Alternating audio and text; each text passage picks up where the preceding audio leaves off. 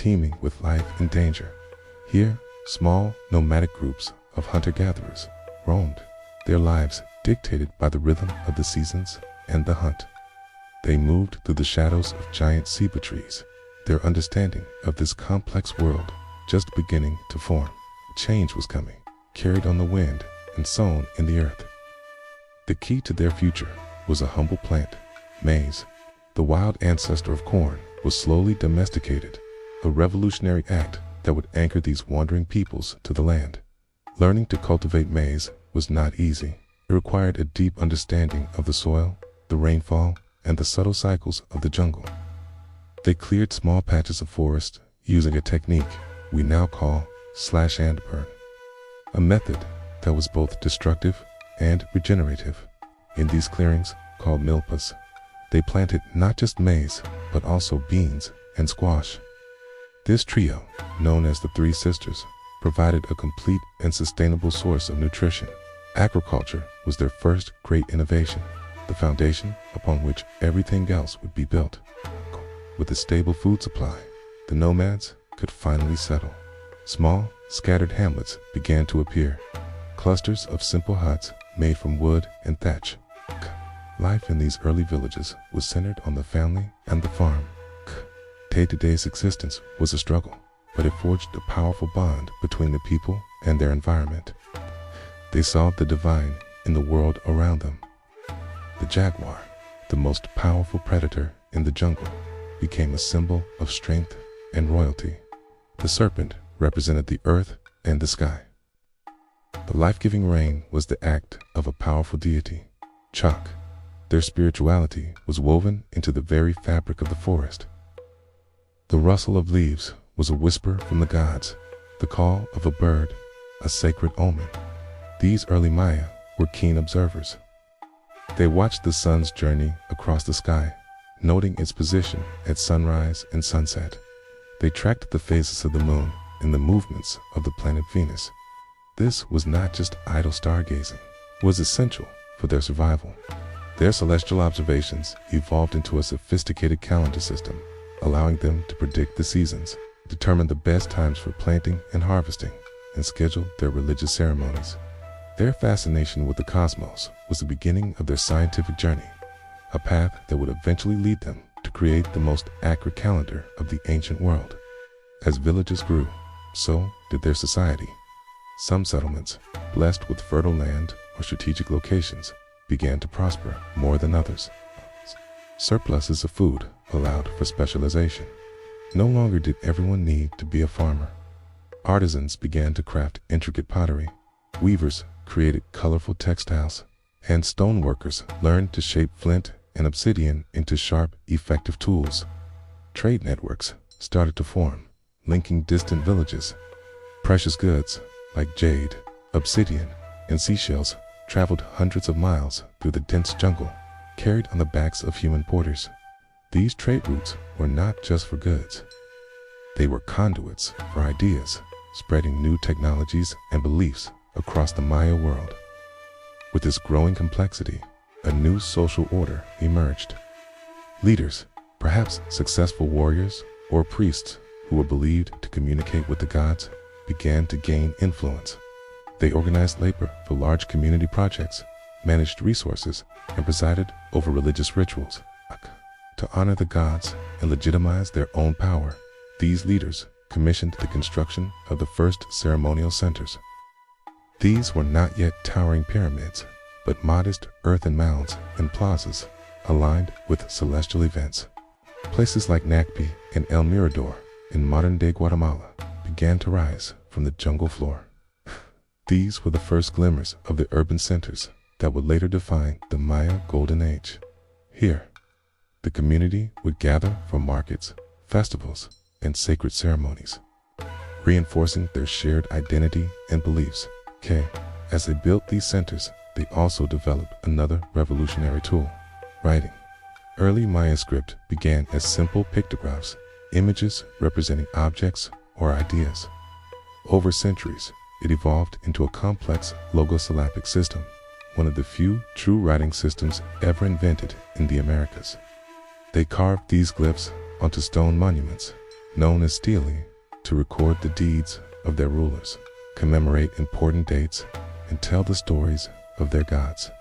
This was their history, written in stone, a permanent record of their journey from humble farmers to the architects of a civilization. The dawn of the Maya was a slow, gradual process, a masterpiece painted over thousands of years. It was a story of adapting to one of the world's most challenging environments and transforming it into a home. They were a people who looked to the earth for their sustenance and to the heavens for their knowledge. From the simple act of planting a seed of maize, they cultivated a culture of immense complexity and beauty. The small villages became towns, the towns became cities, and the stage was set for the spectacular rise of the classic Maya period. The foundations had been laid deep in the heart of the jungle, and the secrets of their origins were forever etched into the landscape, waiting for us to uncover them. The journey had just begun. Thank you for joining us on this journey.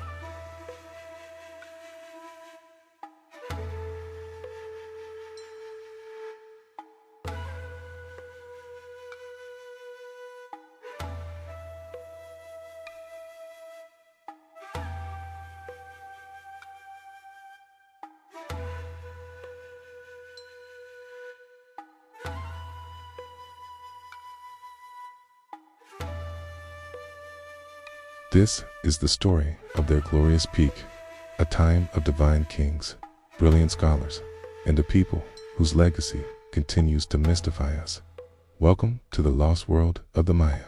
Between 250 and 900 AD, this vibrant culture dominated the landscape. Forget the myth of a single, unified empire. The Maya world was a complex network of powerful city-states, each ruled by a formidable dynasty. Great capitals like Tikal, Palenque, Copan, and Calakmul vied for influence, their destinies shaped by alliances, trade, and warfare. At the heart of each city stood its ruler, the Kayuwila, or Holy Lord. More than just a king, he was a shaman, a high priest, a living conduit between the mortal world and the realm of the gods. His blood was sacred. His word was divine law. Through elaborate rituals, these kings maintained cosmic order, ensuring the sun would rise and the rains would fall.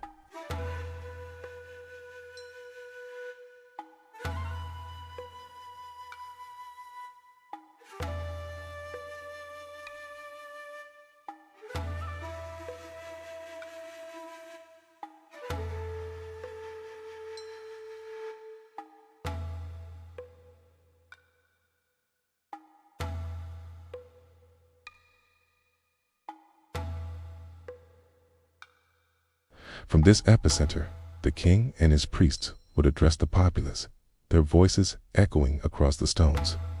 Down below, the city hummed with activity.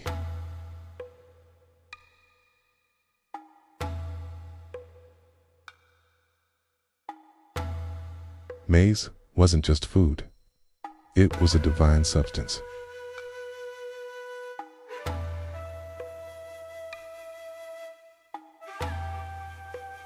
Markets overflowed with exotic goods from across Mesoamerica. You would find vibrant textiles, sharp obsidian blades from volcanic highlands, precious jade from the Motagua River Valley, and brilliant feathers from the Quetzal bird.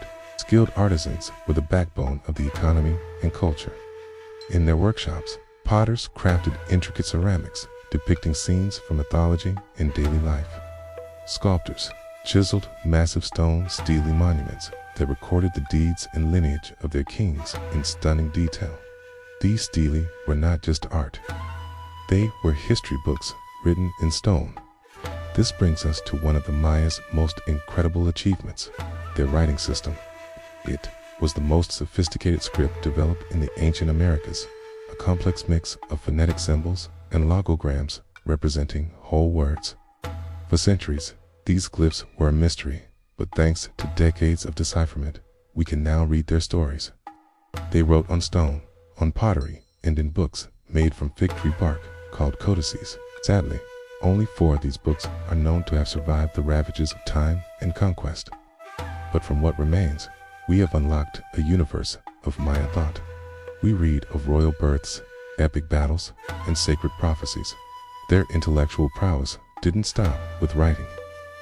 The Maya were brilliant mathematicians who independently developed the concept of zero, a revolutionary idea that allowed them to make complex calculations. They used a Basta-Winnie number system, represented by dots and bars, to track everything from market trades to the movements of the stars. And their understanding of astronomy was simply staggering. From observatories like the Caracol at Chichen Itza, royal astronomers meticulously charted the paths of the sun, moon, Venus, and other celestial bodies. They weren't just stargazing. They believed the cosmos was a divine clock. Understanding its cycles was key to predicting the future and scheduling sacred rituals. This cosmic clock was the foundation of their calendar system, a complex and interwoven set of cycles. The most famous is the long count, which tracked time from a mythological creation date. It allowed them to pinpoint historical events with incredible accuracy. Alongside it, they used the 260-day sacred calendar for scheduling ceremonies and the 365-day solar calendar for agriculture. These calendars work together like gears in a celestial machine, governing every aspect of Maya life, from when to plant maize to when to go to war.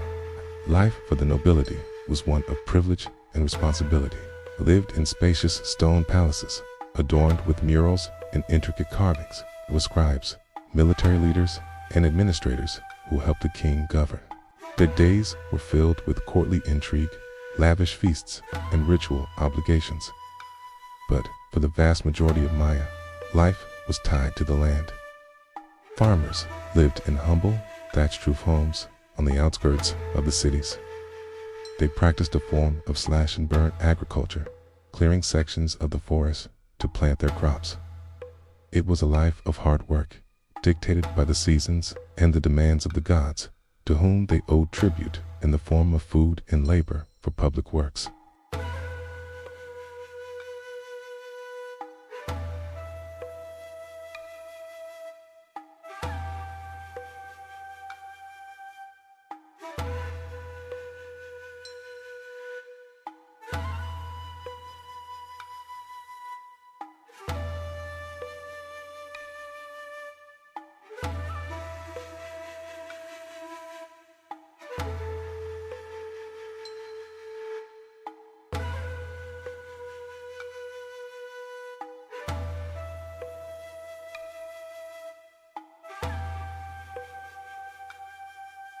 The solid rubber ball was heavy and hard, and players could only strike it with their hips, thighs, and shoulders.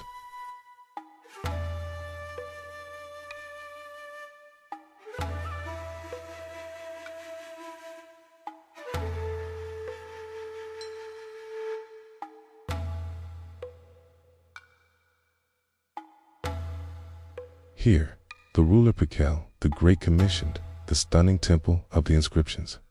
Inside, a hidden passage leads down to his tomb, one of the greatest archaeological discoveries of the 20th century. The lid of his sarcophagus is a masterpiece depicting Tikal at the moment of his death, falling into the jaws of the underworld, yet simultaneously poised for rebirth as the maize god. It's a powerful statement about the cyclical nature of life, death, and resurrection that was central to Maya belief. Meanwhile, at Copan in Honduras, the art of sculpture reached its zenith. The city is famous for its hieroglyphic stairway, a monumental structure covered in over 2,000 individual glyphs, the longest known Maya text. It tells the complete history of the Copan dynasty.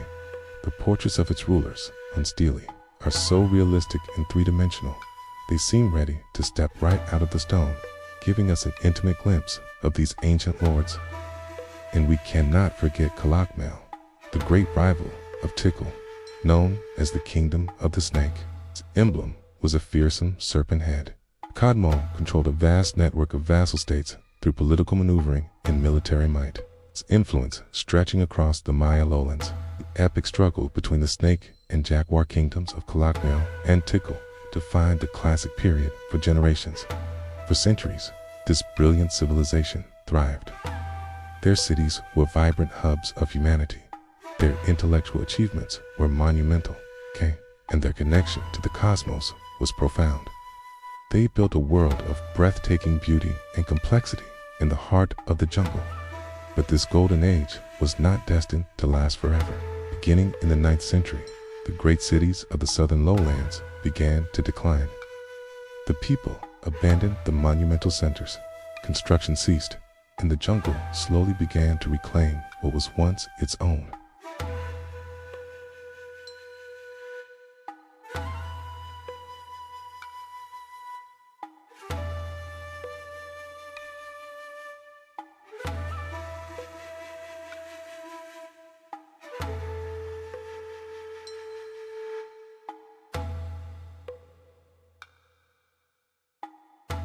Carved faces of gods and kings stare out from weathered stone, their secrets veiled by centuries of green.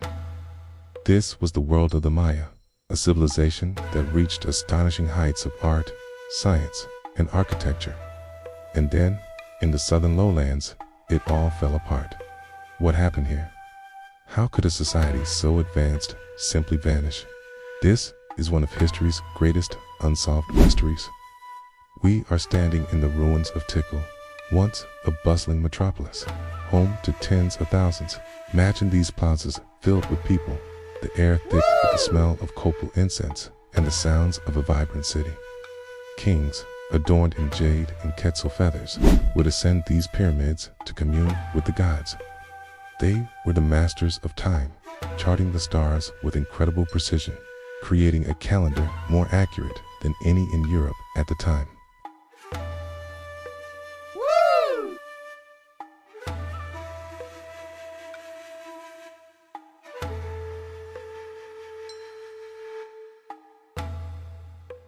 But around the 8th and 9th centuries AD, something went terribly wrong. The rhythm of the cities began to falter. The great monuments, which had been raised for centuries to honor rulers and victories, ceased to be built. The last carved date at many sites points to a sudden stop, a moment when the scribes put down their tools forever. Slowly, city after city fell silent. The people abandoned the great stone structures, leaving their homes, their temples, their world to be swallowed by the forest. It wasn't a single event, but a creeping, inexorable decline. A civilization was fading into a ghost. What could cause such a catastrophic collapse? For decades, archaeologists and historians have pieced together clues from the silent stones and the very earth itself. One of the most compelling theories points to the sky, or rather, the lack of rain from it. The Maya heartland was a challenging environment, with a long, harsh, dry season. To survive, they engineered incredible systems of reservoirs and canals to store water. But what if the rains failed, not just for one season, but for decades?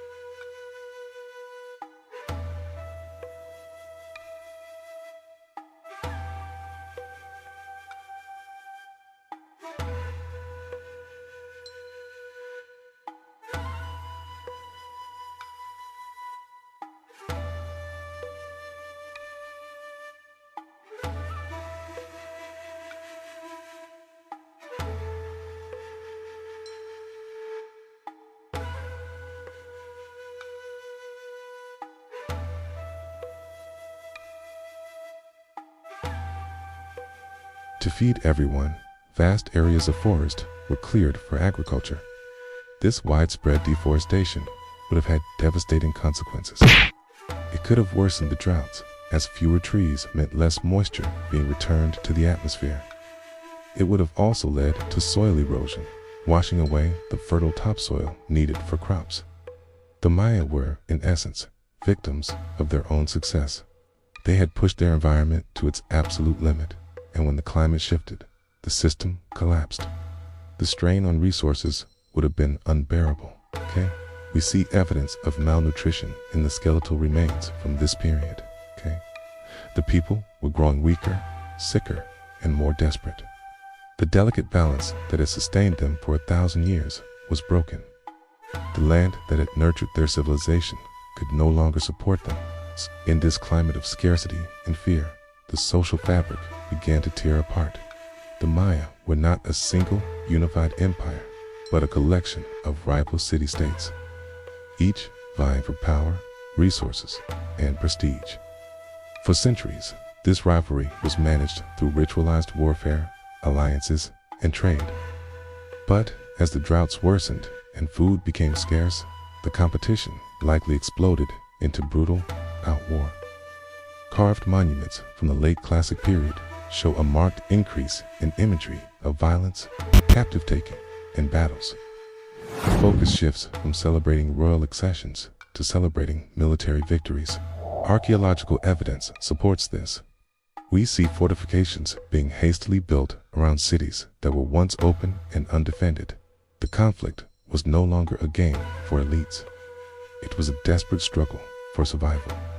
Cities that had once traded with each other now preyed upon each other. Inscriptions tell of kings from Tikal and Palenque locked in a centuries-long superpower struggle that drew in dozens of smaller kingdoms.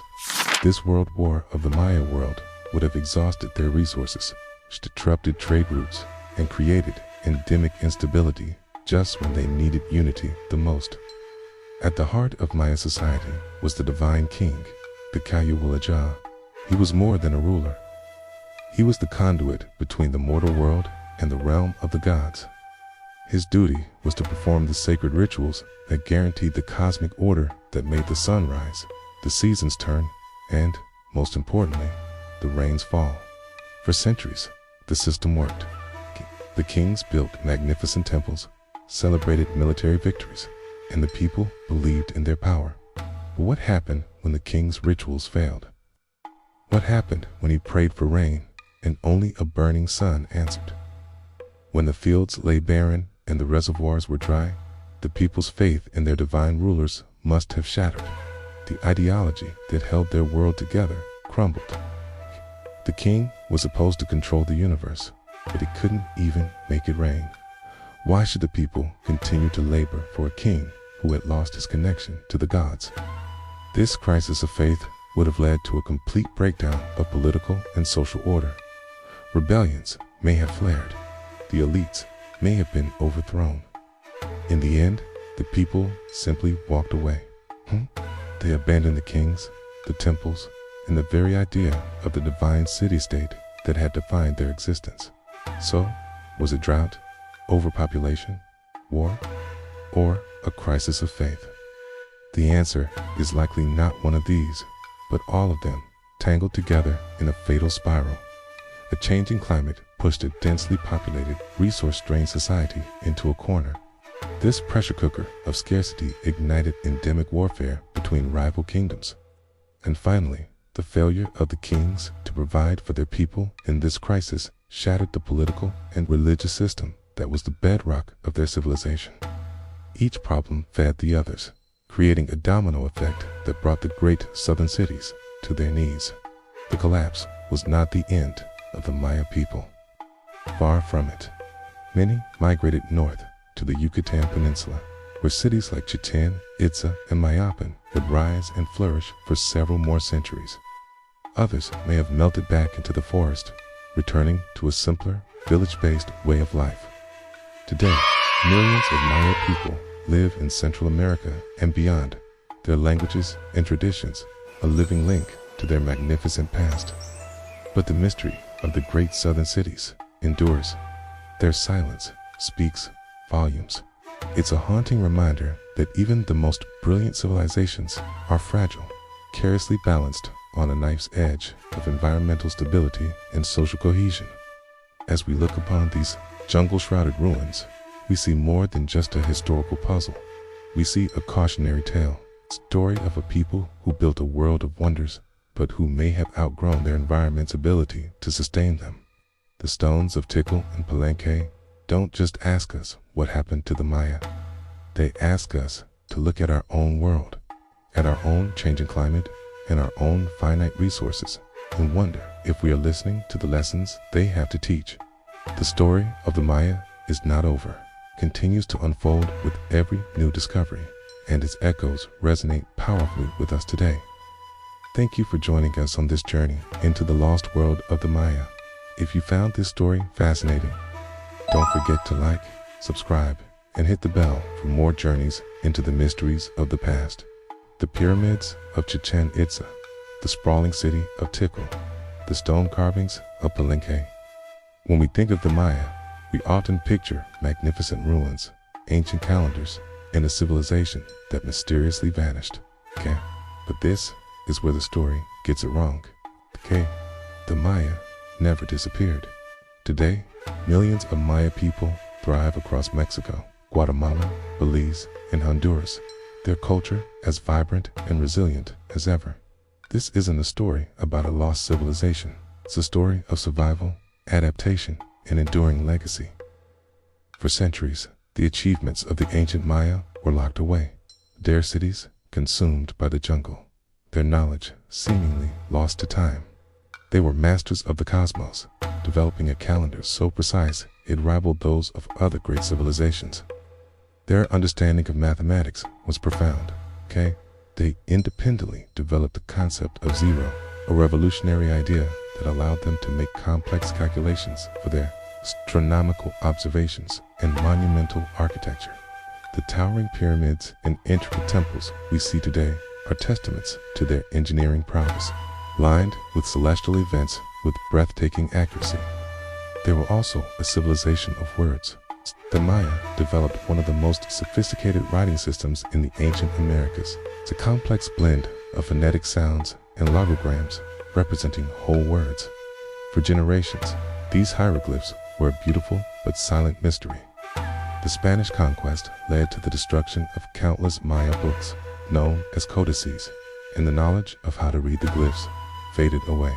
Kaya, it wasn't until the mid-20th century that scholars, Kaya, building on the work of linguists and epigraphers like Yuri Norizov, finally began to crack the code. Suddenly, the stone stelae and temple walls began to speak, revealing the names of kings, the dates of battles, and the rich mythology of a world we thought was gone forever.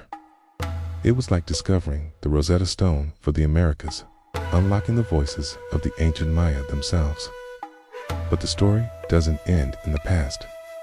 Even today, the jungle holds secrets. For a long time, archaeologists believed the Maya lived in sparsely populated ceremonial centers, surrounded by small farming villages. But a groundbreaking technology is rewriting that narrative, using LiDAR or light detection and ranging. Researchers can now fly over dense jungle canopies and, with laser pulses, digitally remove the trees and vegetation. What they've found is astonishing. Beneath the forest floor lies a hidden landscape of sprawling cities, interconnected by raised causeways, dotted with defensive structures, and supported by complex irrigation systems and agricultural terraces. These scans revealed that the Maya population was far larger and more densely packed than anyone had ever imagined. We're not just finding a few lost buildings. We're rediscovering an entire interconnected world that was home to millions. These discoveries connect the past to the present in a powerful way, because the descendants of the people who built these incredible cities are still here. Travel to the highlands of Guatemala or the villages of the Yucatan Peninsula, and you'll find modern Maya communities brimming with life. You'll now hear the lyrical sounds of dozens of distinct Mayan languages spoken in the markets and homestays, Yucatec, Quechua, each a direct link to the ancient tongue.